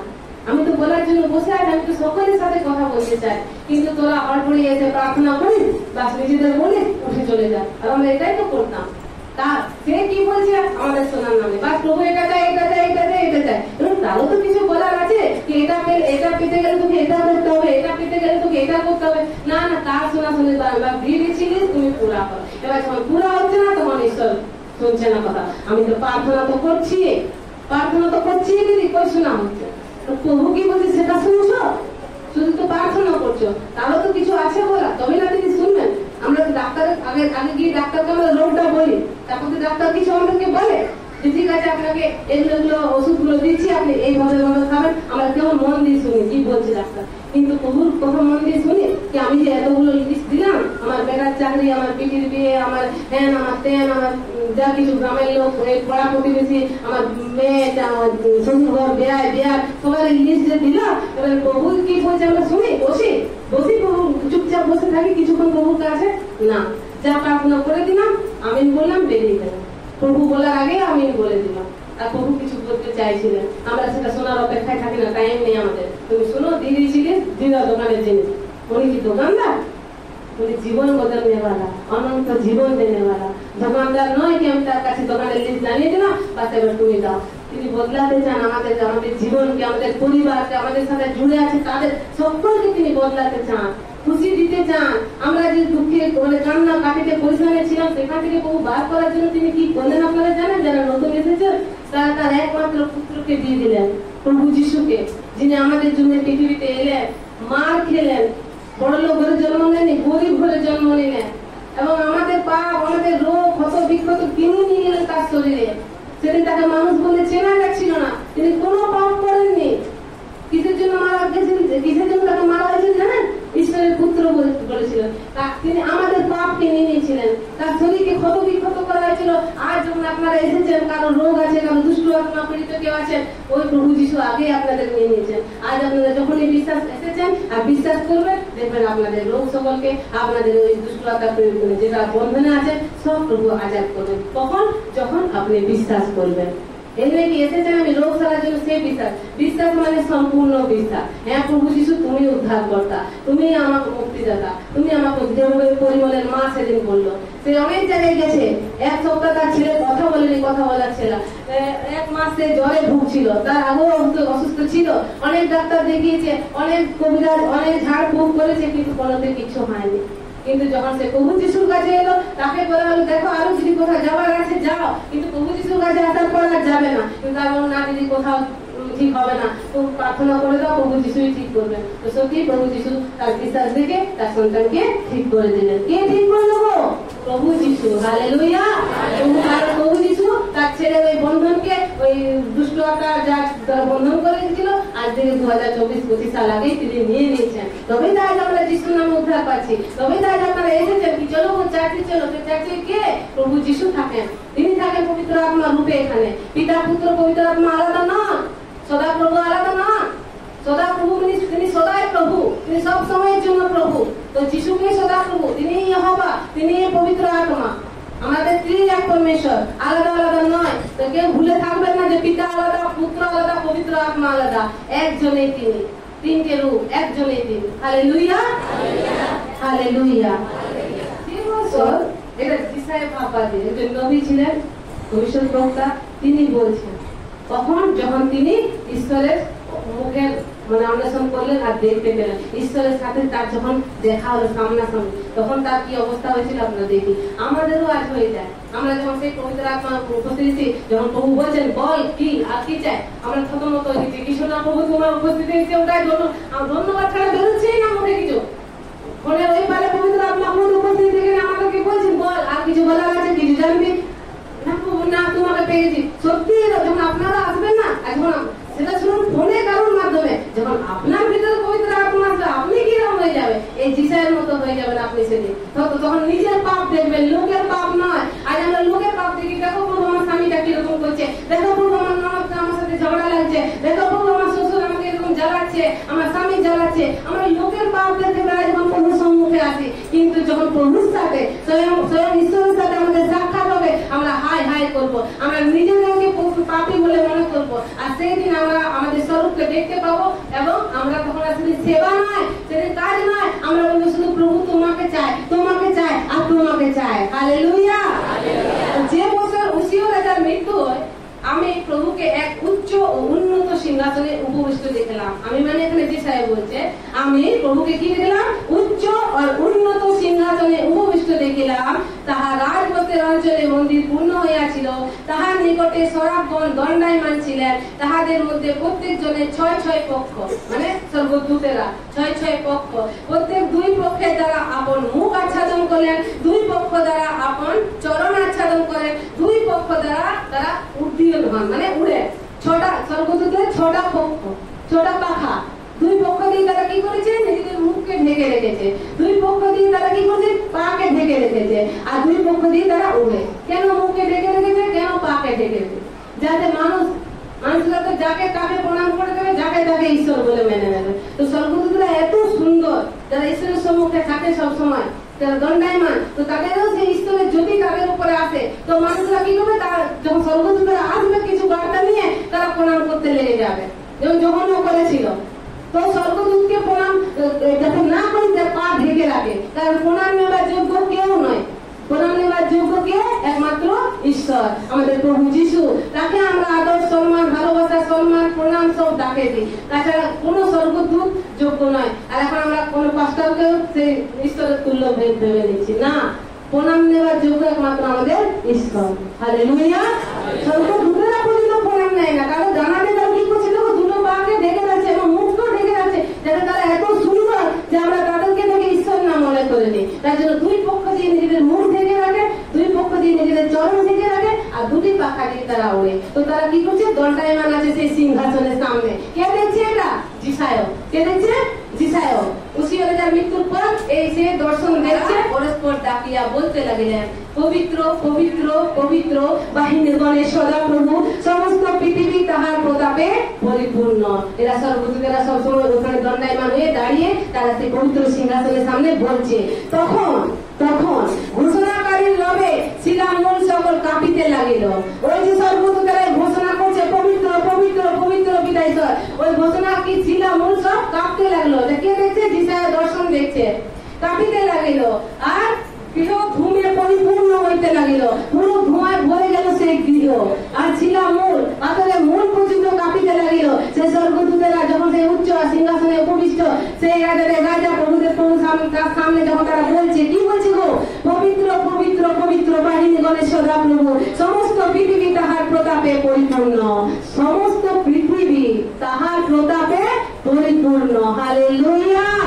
আর শুধু আমাদের ভারত দেশ নয় কি তাহার প্রতাপ, পুরো পৃথিবী তাহার প্রতাপে পরিপূর্ণ। সব তার সৃষ্টি, আমাদের ঈশ্বরের সৃষ্টি, তো তাহার প্রতাপে পরিপূর্ণ। তখন ঘোষণাকারীর রবে শিলামূল সকল কাঁপিতে লাগিল, গৃহ ধূমে পরিপূর্ণ হইতে লাগিল। এখন যদি আমরা দেখি এই চার্চ ভরে যাবে ধোঁয়াতে, আর স্বর্গদূতের আওয়াজ আমরা শুনবো যে তারা বলছে পবিত্র পবিত্র পবিত্র বাহিনীগণের সদাপ্রভু। তো চিন্তা করুন সেই দর্শনকে, সেই যিশায়া সেদিন সেই রুমে সেই দর্শনকে দেখছে। গৃহটা কি হলো? ধূমে পরিবর্তন হয়ে গেল, ধোঁয়াতে। তখন আমি কহিলাম হায় হায়। তখন যিশায়া আগে যিশায়া কি করছিল? লোকেদের দোষ দেখছিল, প্রভু দেখো প্রভু দেখো প্রভু দেখো। এখন প্রভু আমায় দেখো, হায়। এখন এতদিন সেই লোকের পাপ দেখছিল, লোকের নিয়ে প্রভুর কাছে সে প্রার্থনা করছিল, কিন্তু এখন যখন তার সাথে ঈশ্বরের সাক্ষাৎ হলো, এখন সে বলছে হায় আমি নষ্ট হইলাম, কেননা আমি অসুচি ওষ্ঠাধর মনুষ্য। এখন নিজের পাপ দেখছে।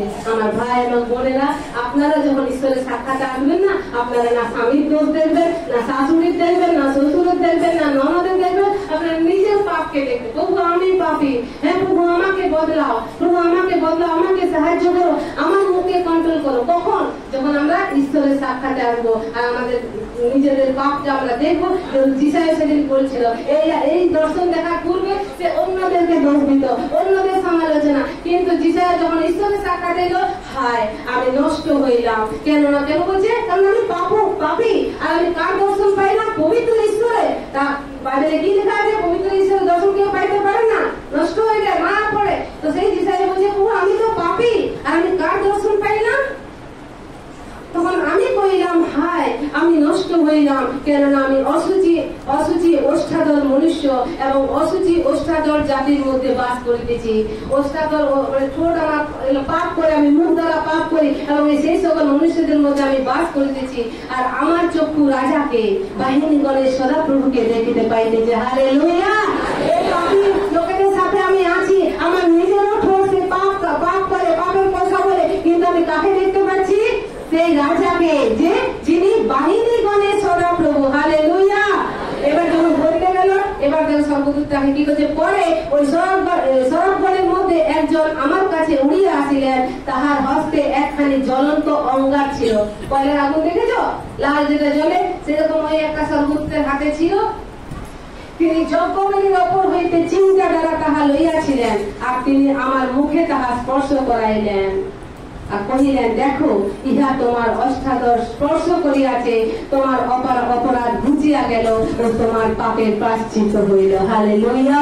যখন আমরা ঈশ্বরের মুখে অন্বেষণ করি, যখন আমরা তার সাক্ষাতে আসি, আর তার সাক্ষাতে এসে তিনি আমাদের পাপকে ক্ষমা করেন, তখন আমরা তার সামনে সেই যখন পাপকে রাখি, প্রভু আমার অষ্টাদশ পাপ করেছে, প্রভু আমি সেই পাপী মনুষ্যদের সামনে থাকি, প্রভু আমি তো পাপী, কিন্তু আমি বাহিনীগণের রাজাকে আমি দেখেছি, আমি হায় আমি নষ্ট হইলাম। কিন্তু স্বর্গদূতের মধ্যে কি করলো? সে যজ্ঞবেদী সেই রুমে ছিল। আপনাদের আছে বেদি? প্রার্থনা বেদি আছে, বচন পড়া বেদি আছে, যেখান থেকে উঠাবে সে অঙ্গারকে আর আপনার ঠোঁটে দেবে, কিছুই নেই। কিন্তু যিশায়া ছিল সেই বেদি, আর যে পবিত্র যে স্বর্গদূত ছিল, স্বর্গদূতরা সেই যজ্ঞবেদী থেকে সেই অঙ্গার উঠিয়ে তার জিভে ঠেকানো এবং কি বললো?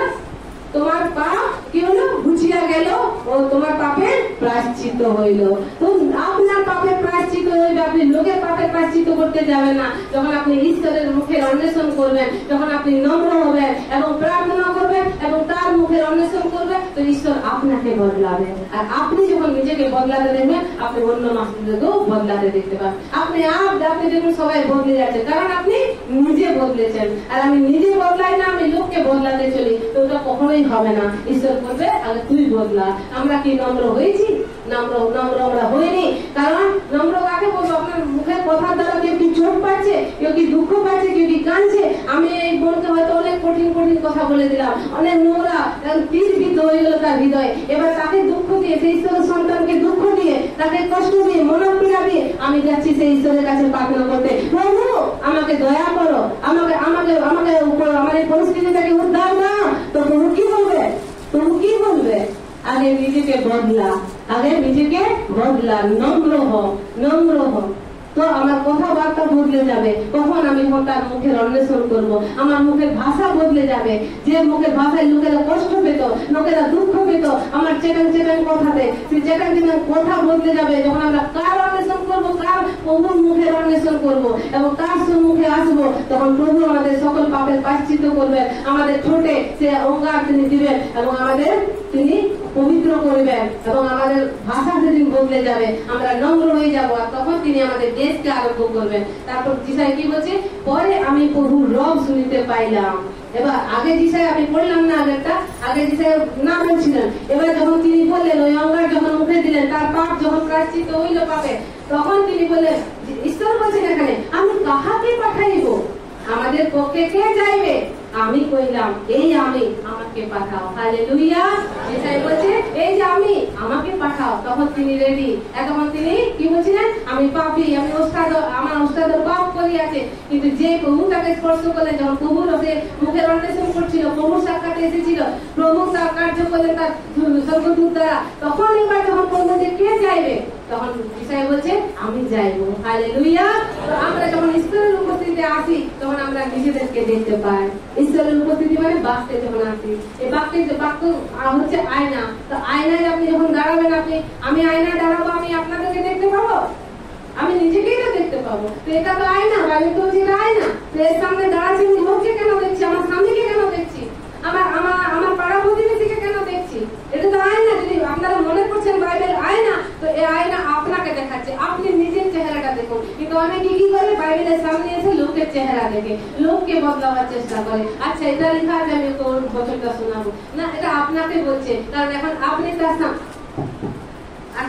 তার সামনে দাঁড়িয়ে আছেন, আপনি আয়নার সামনে দাঁড়িয়ে আছেন, তো আপনার চেহারাটা দেখাচ্ছে, দেখ কোথায় লেগে আছে পাপ, দেখ কোথায় লেগে আছে তোর অধর্ম, তো দূর কর। তো কখন? যখন আমরা এর অন্বেষণ করবো। ঈশ্বরের মুখের অন্বেষণ মানে বাক্যের অন্বেষণ। হালেলুয়া। বাক্যের সম্মুখে আসবো, আমাদের সব পাপ তিনি ধুয়ে মুছে দেবেন। কারণ আমরা দেখতে পাবো, আমরা আয়নার সামনে এসেছি, তো দরকার আছে আমাদের ঈশ্বরের মুখের অন্বেষণ করা। যেমন দেখেন বংশাবলীতে 7:14 পদে বলেছে, আবার চলে যায় ওখানে। তখন তারপরে তিনি কি করবো? যখন আমরা তার মুখের অন্বেষণ করবো, যখন নম্র হবো। বংশাবলী তার 7:14, দ্বিতীয় বংশাবলী। ঈশ্বরের লোকেরা নম্র হইবে এবং প্রার্থনা করিবে। আগে উপবাস নয়, আগে প্রার্থনা নয়, আগে দরকার আছে আমাদের নম্র হওয়া। তো আমরা যখন নম্র হব, আমাদের কথাবার্তার মধ্যে পরিবর্তন আনবো। কারণ আমরা এখন ঈশ্বরের লোক। আমাদের মধ্যে কে বাস করে গো? প্রভু যিশু। তো প্রভু যিশুকে এরকম ভাবে কথা বলতো, লোককে দুঃখ দিয়ে না। তো আমরা প্রভু যিশুর মতো, আমাদের মধ্যে যেন প্রভু যিশুকে দেখা যায়। তো আমরা প্রথমে নম্র হব, তারপর আমরা আমাদের প্রার্থনাকে বাড়াবো, তারপর উপবাসকে বাড়াবো। আর তখন তিনি কি করবেন? আর তারপরে আরেকটা কাজ আছে, আমরা যখন কুপথ হইতে পেরিব। হালেলুয়া। আমরা অনেকে কোনো না কোনো কুপথে আছি, প্রভুতে আসার পরও হয়তো আমরা কুপথে আছি, কিছু খারাপ পথে আছি। তো সেই কুপথ হইতে আমাদেরকে কি করতে হবে? ফিরতে হবে। কুপথে যখন ফিরব, তখন তিনি স্বর্গ হইতে আমাদের প্রার্থনা শুনিবেন এবং আমাদের পাপ ক্ষমা করিবেন ও আমাদের দেশ আরোগ্য করিবেন। তিনি মহাপরাক্রমী ঈশ্বর। তিনি আপনার জল যারা ঠিক করলে তার সেকেন্ডও লাগবে না, তিনি যখন দেশ আরোগ্য করে দেন। আপনি যখন এইভাবে আসেন আর প্রভুর কাছে প্রার্থনা করেন। হালেলুয়া। আমাদের জোনাও সেরকম ওখানে কি বলেছিল? তোমরা আপনাদের কুমার হইতে ফিরো। লাস্ট বছর এটাই আছে, জোনা 3:6-9। সেখানে বলেছে তোমরা কুপথ থেকে বেরো, কারণ সেখানে পাপ বেড়ে গেছিল নিনভি শহরে। ওই জন্য তো প্রভু বলেছিল, ওই দেশকে আমি ধ্বংস করে দেবো, জোনা তুই যা। আমরা জোনা যখন প্রথম প্রচার দেখি, কোন মন ফিরানোর কথা সে কি বলেনি, সিধা বলে দিয়েছে 40 দিন পরে তোদের এই শহরকে নষ্ট করে দেবে। একবারও বলেনি এই তোরা উপবাস কর, তোরা প্রার্থনা কর, প্রভুর মন বদলাতে পারে না। জোনা ওই গিয়ে একদম সোজা ডাইরেক্ট বলে দিয়েছে 40 দিন পর ধ্বংস করা। কিন্তু সেখানকার লোকদেরকে দেখো, তারা ছিল পাপী, তারা কুপথে ছিল, তারা নানান প্রকার খারাপ কাজ করছিল, যে এত খারাপ কাজ করছিল যে ঈশ্বর মানে রেগে গিয়েছিলেন সেই নিম্বিকে ধ্বংস করার জন্য। তার নবীকে পাঠালেন বলার জন্য কি যা বল যে আমি ধ্বংস কেন কেন পাঠাচ্ছি, ঈশ্বর কেন পাঠাচ্ছি নবীকে, আর তার দাস দাসীদেরকে কেন ব্যবহার করছে কি যা বল ওদের কি তারা যেন যিশুকে মানে, কষ্ট পাচ্ছে, হাসপাতালে আছে, তাদেরকে বল যে আমার কাছে যেন আসে। কিন্তু তারা শুনছে না। কিন্তু নিম্বির শহর কিন্তু অমনি করেনি। এমনকি নিম্বির রাজা পর্যন্ত যখন এই বার্তা শুনলো কি এখানে ঈশ্বরের নবী এসেছেন জোনা এবং এইরকম বলছে 40 দিন পরে তিনি ধ্বংস করে দেবেন পৃথিবী আমাদের নিম্বিকে, তখন তারা মন ফেরালো। তারা সেখানে 6 থেকে 9 পড়ি তো সেখানে লেখা আছে তারা নিজেদের খুব মার হইতে ফিরিল, খুব ভয় হইতে ফিরিল এবং ঈশ্বর যে চিন্তা করেছিলেন কি ধ্বংস করে দেব, ঈশ্বর তার চিন্তাকে ক্ষান্ত করলেন, ধ্বংস করলেন না। আমরা ঈশ্বরের বিরুদ্ধে কাজ করেছি, পাপ করেছি, ঈশ্বরের যেটা সব থেকে ঘৃণা সেগুলো আমরা করেছি। এবার ঈশ্বরের যদি ক্রোধ আমাদের উপরে এসেও গেছে, কিন্তু যদি আমরা মন ফিরাই, আমরা সেই কুমার্গ হইতে, সেই কুপথ হইতে যেটা দিয়ে আমরা চলছিলাম প্রভুতে থাকা সত্ত্বেও, আমরা যদি আমাদের পাপে গুটিয়ে নিই, তাই সেটা ছোট হতে পারে, গালি দেওয়াও স্বভাব হতে পারে, গালি দিচ্ছি বা কাউকে কটু কথা বলছি বা কারোর নিন্দা চুগলি করছি প্রভুতে থাকা সত্ত্বেও, তো আমরা যদি সেই কুপথ হইতে কুমার্গ হইতে আমাদের পাপকে নিয়ে আমরা না চলি, তো প্রভু যে রাগ আমাদের উপর ছিল সেই রাগের সঙ্গে সঙ্গে ঈশ্বর স্বয়ং বলেছিলেন আমি এটাকে নষ্ট করে দেবো এই নিম্বি শহরটা। ঈশ্বর আমরা বাক্যে পড়েছি ঈশ্বর যেটা বলেন সেটা করেন। তো এটা কে বলেছিলেন? ঈশ্বরই তো বলেছিলেন যে আমি ধ্বংস করে দেবো। কিন্তু প্রভু বাক্য এটাও বলছে আমরা যদি আমাদের আপন আপন পথ হইতে ফিরি, আমরা যদি নম্র হই, আমরা যদি প্রার্থনা করি, তো প্রভু তার চিন্তাকেও তার কথাকেও পাল্টে দেন। দেখো এখানে পাল্টেছেন, তিনি আর নষ্ট করলেন না। কখন সেই দেশের রাজা পর্যন্ত নম্র হয়ে গেল। হ্যাঁ ছিল সেই দেশ পাপে পরিপূর্ণ। আর আমাদেরকে কেউ ঈশ্বর দাস একজন যার সাথে ঈশ্বর কথা বলে, সে যদি আমাদের মন্ডলীকে কিছু বার্তা দিচ্ছে আমরা তুচ্ছ করে দিই, আমরা তুচ্ছ করি। কিন্তু দেখো নবী জোনা যে মাছের পেটে চলে গেছিল যাকে সাজাও দিয়েছিল, সেই নবী যখন নিম্বি শহরে গিয়ে বলছে কি তোমাদের পাপে, প্রথমে সে কোনো মন ফিরানোর প্রচার করেনি, আমরা যদি পড়ি শুধু গিয়ে বলেছে এই 40 দিন পর এই নিম্বিকে ধ্বংস করে দেবেন প্রভু, নিম্বিকে ধ্বংস করে দেবেন আর কিছু। কিন্তু তারা নিজেরাই মন ফিরেছে, সেই পাপীরা হওয়া সত্ত্বেও তারা রাজা, সেখানকার রাজা।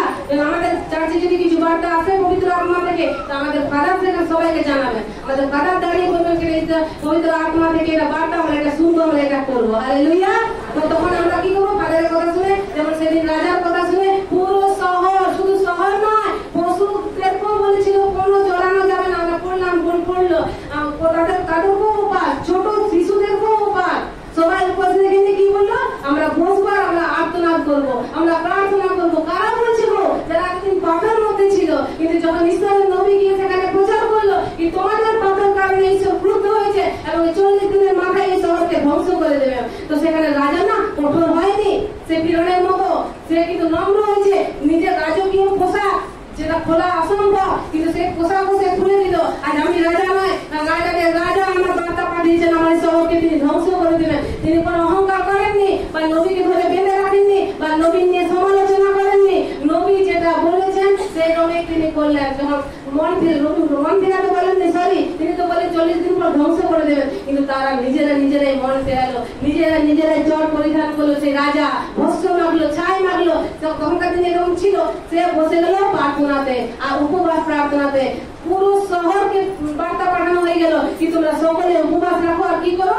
প্রার্থনা করো। কি বলছে রাজা দেখো,